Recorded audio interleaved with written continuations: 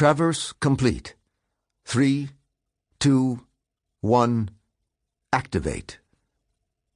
Once upon a time, there was a boy named Code Lightfall who was very, very shy. No matter what the situation, Code found that the safest course of action was usually to take no action at all. Instead, he preferred to simply imagine all of the possible outcomes right up until one of them happened. It didn't help that his name was, well, weird.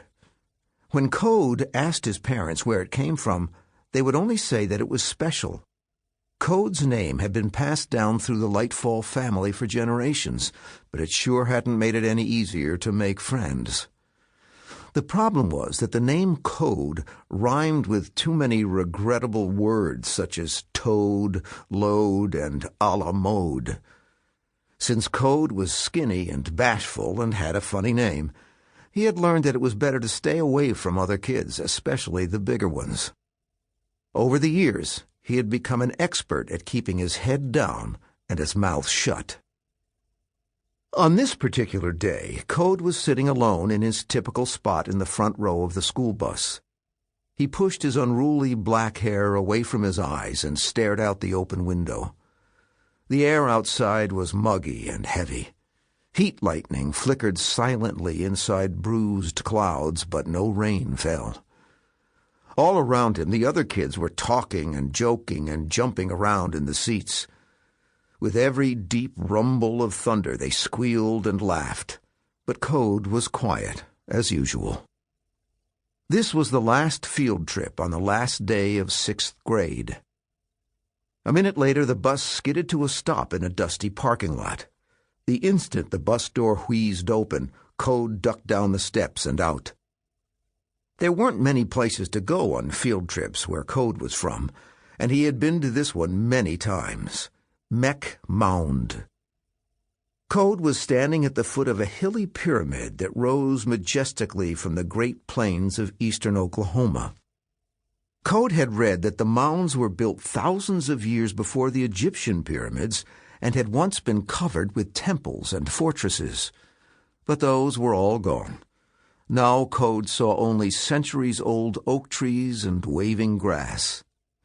Mech Mound looked like an emerald green mountain plopped down in the flat middle of nowhere.